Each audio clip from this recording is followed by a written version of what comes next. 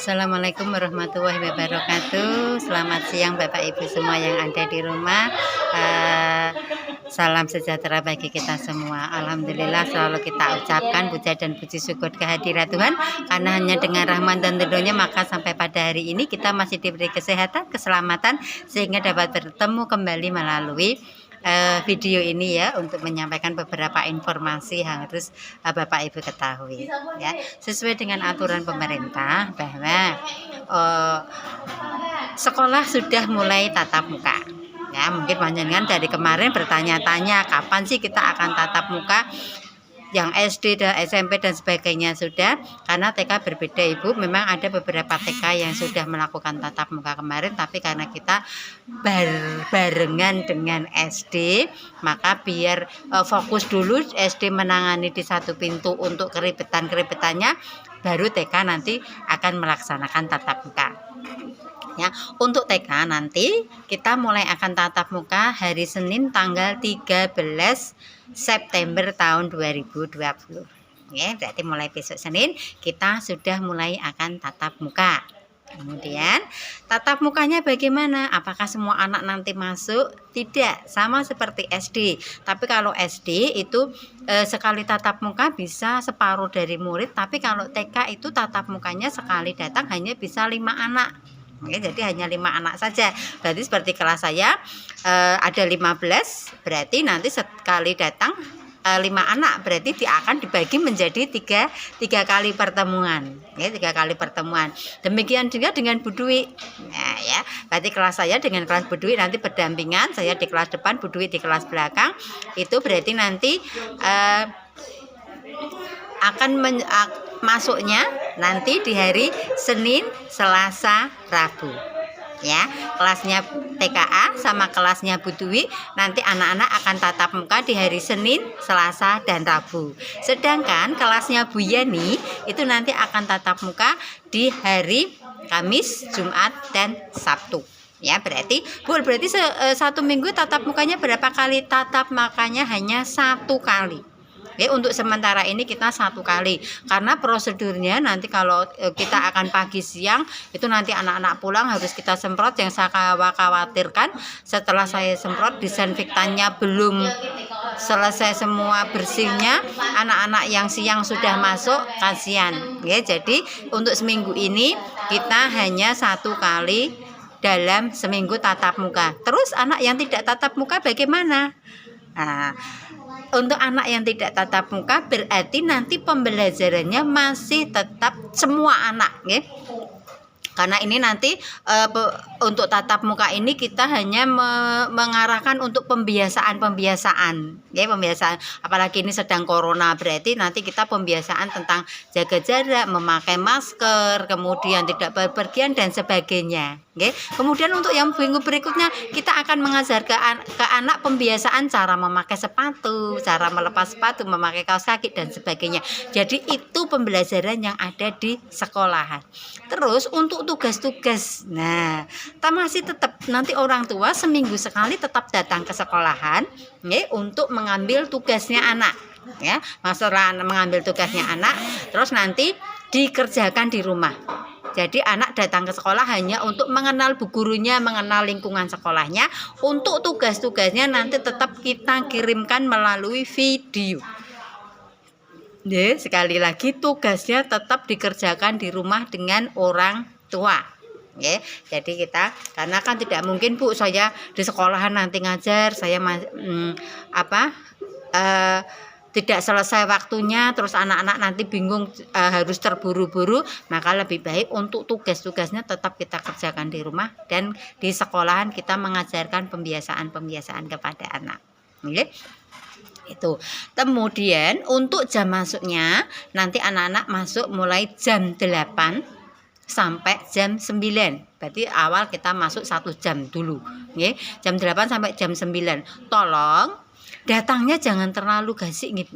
Anak-anak jam 7 sudah diantar, nanti kasihan menunggu temannya yang sampai jam 8 anak-anak harus menunggu di dalam kelas sendiri, kasihan. Ya, karena protokolnya berbeda dengan yang dulu-dulu. Oke, kalau dulu kan datang terus anak-anak bisa bermain dan sebagainya. Jadi anak tidak jenuh, tapi karena sekarang ini anak-anak tidak boleh bermain, maka anak-anak begitu sudah datang sudah sampai sekolahan dia harus duduk. Sedangkan kalau menunggu dalam waktu 1 jam, anak-anak disuruh duduk pasti sudah jenuh, capek dan sebagainya, nanti akhirnya menjadi rewel. Makanya diusahakan misalnya panjenengan jam 7:30, ya, 7:30 dari rumah, karena nanti protokol dari depan sampai ke sekolahan itu mungkin memakan waktu sekitar 3-4 menit. Satu anak itu membutuhkan waktu 3-4 menit. Sedangkan kalau sehari itu kita ada 10 anak, berarti kita membutuhkan waktu ya sekitar setengah jam itu untuk supaya anak-anak bisa masuk ke dalam kelas dan bisa belajar.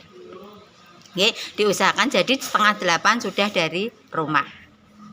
Kemudian nanti kita ada batas pengantar. Jadi orang tua hanya mengantarkan sampai di pintu gerbang. Ya, setelah sampai di pintu gerbang, nanti anak akan dicek suhunya. Setelah dicek suhunya, kalau misalnya anak-anak suhunya 37 derajat lebih, berarti nanti anak-anak dibawa pulang. Tidak boleh belajar di sekolah, karena itu sudah aturan, ya. Kita manut saja sama aturan. Ya, anak-anak dibawa pulang. Ya, tapi begitu nanti dicek suhu 35, 36, anak-anak bisa masuk. Kemudian nanti orang tua jangan langsung pulang, nanti akan kita tanya, Bu. Ya, kita tanya dulu, misalnya yang mengantar ini siapa? Ya, nanti kira-kira yang menjemput siapa? Kalau yang menjemput berbeda, ya, karena ini kita belum pernah ketemu, ya. Kalau yang dulu-dulu kan sudah, yang jemput ini, ini kita bisa, ya. Karena sekarang berbeda. Jadi begitu panjenengan sudah di luar, nanti yang di luar ngabari kita yang di sini. Siapa misalnya hari ini yang sekolah murid saya Raffi, berarti nanti misalnya yang jaga di luar Bu Mega, nanti Bu Mega ngebel saya, Bu Asih, Raffi sudah disebut, baru Raffi akan saya keluarkan. Jadi sistemnya seperti kalau dulu kan tidak, kita anak-anak baris kita bawa keluar, orang tuanya ini sudah langsung kita berikan. Jadi sekarang tidak seperti itu. Jadi misalnya pagi ini yang menjemput ibunya, kemudian siang dijemput kakeknya atau budenya atau tantenya atau siapa, mohon Bu Guru supaya dikirimi foto, Bu, nanti Raffi dijemput ini. Ya, jadi nanti yang berjaga di luar, ya, yang berjaga di luar tahu, ini Raffi yang menjemput ini. Ya, karena saya kan berarti masih tetap di dalam sampai anak murid saya habis. Ya, yang di luar berarti kan ada Bu Mega, Bu Yani dan Bu Uci. Ya, jadi seperti itu. Bu, nanti siang yang jemput ini. Jadi nanti sebelum jenengan nganter anak turun, terus nanti akan ditanya sama Bu Mega, nanti yang jaga di sana, dicek suhu, kemudian ditanya ini yang mengantar pagi siapa, nanti yang akan menjemput siapa.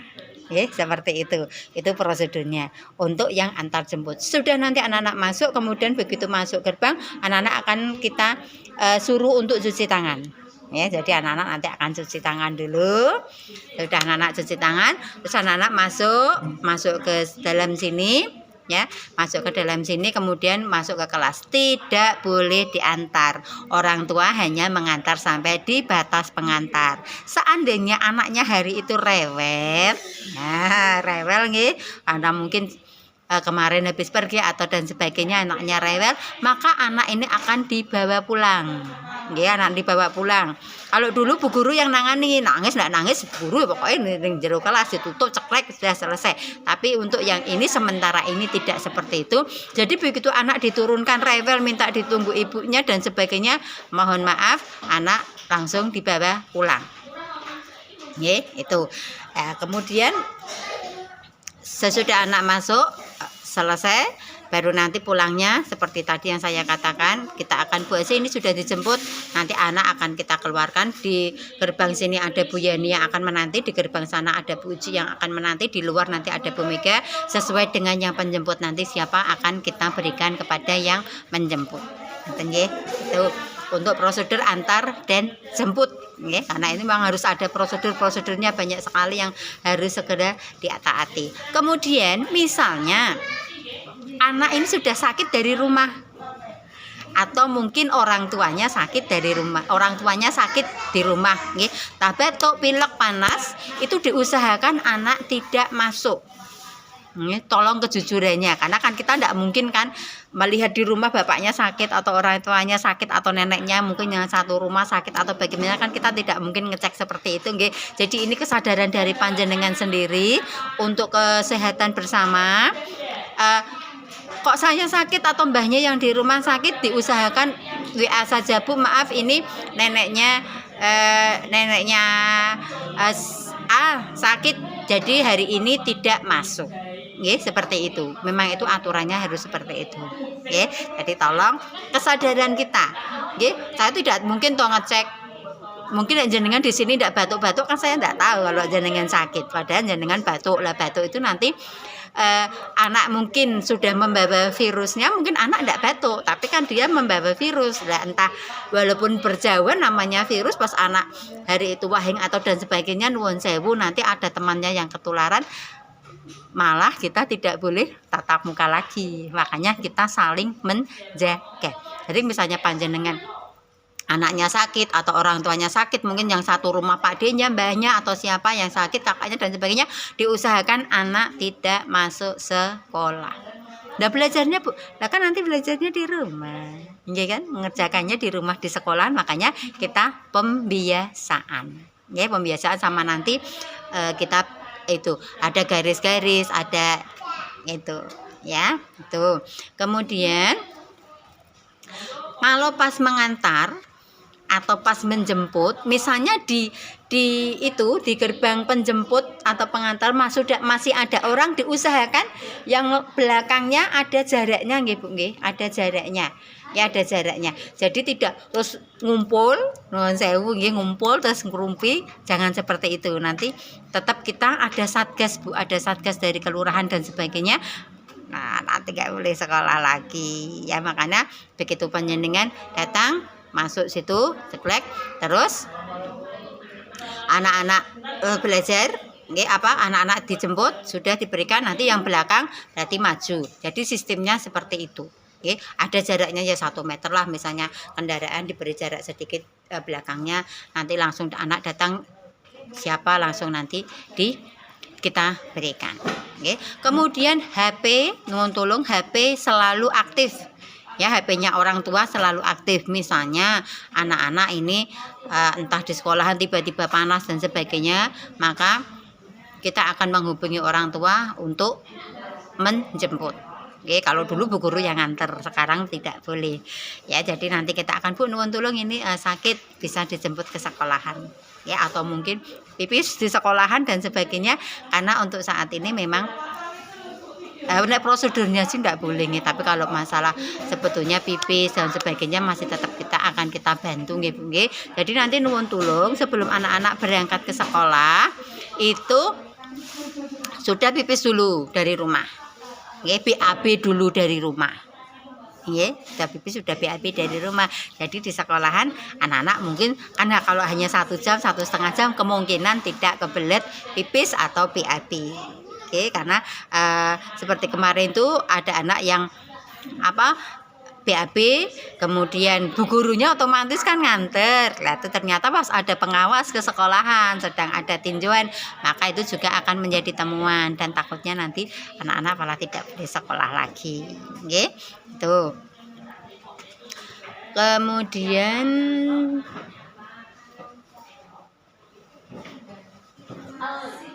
yang itu, Bu, yang kemarin komorbid komorbid itu yang mempunyai riwayat penyakit nuwun sewu seperti jantung, ada ginjal, ada diabetes, ada apa itu, supaya anak-anak nanti asma itu supaya anak-anak dibawakan obat dari rumah.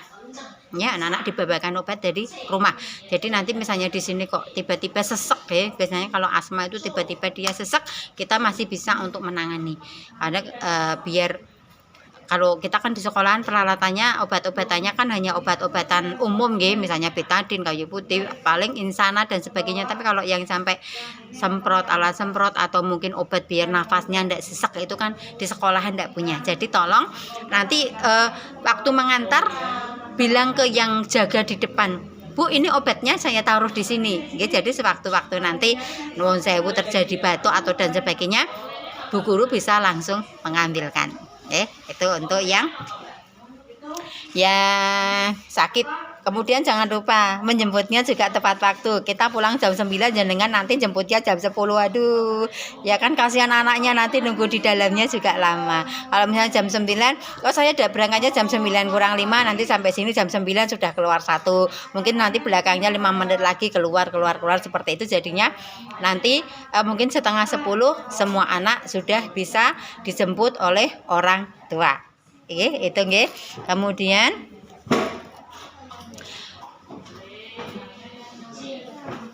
protokolnya nanti nggih tadi sudah ada cek suhu badan, cuci tangan, kemudian anak masuk kelas. Alat-alat yang harus dibawa anak setiap hari kalau sedang tatap muka berarti nanti anak-anak membawa hand sanitizer. Ya, membawa hand sanitizer atau membawa tisu basah. Mungkin kalau kita anak-anak pakai hand sanitizer terus kan takutnya nanti kulitnya ada yang tidak cocok. Mungkin bisa diganti dengan tisu basah. Ya, jadi itu kan hampir sama nggih. Jadi setiap hari sudah ditaruh nggih, mungkin ada tempatnya hand sanitizer atau tisu basah, kemudian memakai masker dan juga face shield. Nggih. Kalau anak-anak nanti 1 jam mungkin dia nyaman untuk memakai masker nggak masalah, tapi kalau anak-anak tidak nyaman kalau kita pakai face shield itu kan juga sudah bisa mengurangi untuk tatap muka langsung. Jadi memakai tetap dari rumah membawanya 2, masker dan face shield. Kalau anak-anak nanti di sini pakai masker, face shieldnya dimasukkan tas, anak-anak nyaman ya sudah pakai masker. Tapi kalau dia pakai masker kok anggap istilahnya nggih, berarti pakai face shield terus maskernya kita lepas. Itu nggih Bu nggih. Kemudian membawa minum dan bekal dari rumah.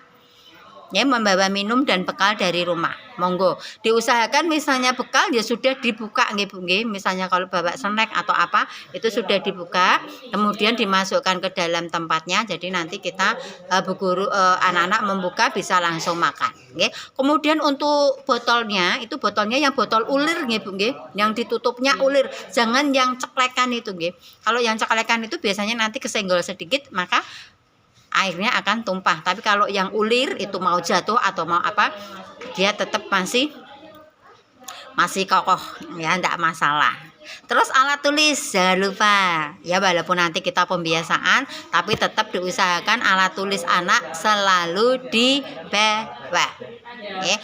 Terus grip isinya pensil sudah dikeroti, kalau diusahakan diberi 2 pensil. Jadi misalnya nanti yang 1 patah, anak-anak masih punya 1 pensil lagi untuk bisa mengerjakan. Pensil, rautan, penghapus, spidol, kemudian krayon, pensil warna itu selalu ada di dalam tasnya anak-anak. Siapa tahu nanti di sini anak-anak jenuh, bosan kalau mendengarkan Bu Guru bercerita terus, kita ajak menggambar atau kita ajak apa-apa, jadi anak-anak sudah mempunyai alat tulisnya. Itu alat-alat yang harus dibawa, nanti akan kita sharekan di grup alat-alat apa ya saja yang harus dibawa oleh anak-anak. Kemudian jangan lupa, karena ini kita sudah tatap muka, berarti anak-anak memakai seragam sekolah. Memakai seragam sekolah. Hari Senin dan Selasa anak-anak memakai merah putih. Rabu Kamis memakai batik, baju batik biru itu. Kemudian hari Jumat nanti olahraga, hari Sabtu memakai kotak-kotak. Ya, itu untuk seragam-seragamnya yang harus dipakai anak kalau sudah masuk sekolah. Nah, itu yang harus saya sampaikan.